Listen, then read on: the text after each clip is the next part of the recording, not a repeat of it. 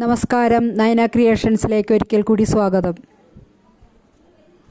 ചൊരക്ക കഷ്ണങ്ങളാക്കിയത് 1/4 teaspoon മഞ്ഞൾപ്പൊടി ഇട്ട് വേവിച്ച് എടുത്തിട്ടുണ്ട്.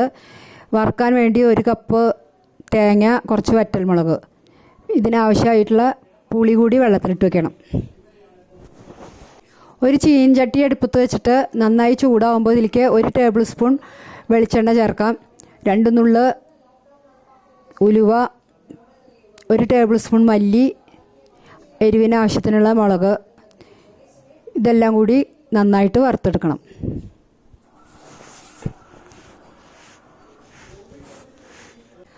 മല്ലിയും മുളകും മൂത്ത മണം വരുമ്പോൾ എടുത്ത് വെച്ചിരിക്കുന്ന തേങ്ങ, കറിവേപ്പില, 2 കഷ്ണം ഇഞ്ചി, 3-4 ചുള ചുവന്നുള്ളി എല്ലാം കൂടി ചേർത്ത് നന്നായി ഇളക്കുക. ഇപ്പോൾ തേങ്ങ നന്നായി മൂത്ത് വന്നിട്ടുണ്ട്. ഇനി ഫ്ലെയിം ഓഫ് ചെയ്യാം. 1/4 കിലോ ചൊരക്ക മഞ്ഞൾപ്പൊടി ഇട്ട് വേവിച്ച് വെച്ചിട്ടുള്ളതാണ്. ഇതിലേക്ക് ആവശ്യത്തിന് ഉപ്പ് ചേർക്കാം. വെള്ളത്തിലിട്ട് വെച്ചിരിക്കുന്ന പുളി കൂടി ചേർത്ത് കൊടുക്കാം.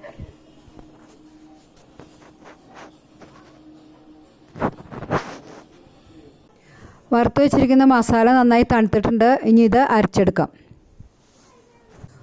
പുളി ഒഴിച്ച് നന്നായി തിളയ്ക്കുമ്പോൾ മസാല അരച്ചത് ചേർത്ത് കൊടുക്കാം. ആവശ്യത്തിന് വെള്ളം കൂടി ചേർത്ത് കൊടുക്കണം. കറി നന്നായി തിളച്ച് പാകമായിട്ടുണ്ട്. ഇനി ഫ്ലെയിം ഓഫ് ചെയ്യാം. മസാല വറുത്ത പാത്രത്തിലേക്ക് തന്നെ വെളിച്ചെണ്ണ ഒഴിച്ച് ഉള്ളിയും കറിവേപ്പിലയും മൂപ്പിക്കാം. ഉള്ളി മൂത്തത് നമുക്കൊന്ന് കറിയിൽ ഒഴിച്ചെടുക്കാം. നന്നായിട്ട് എടുക്കണേ.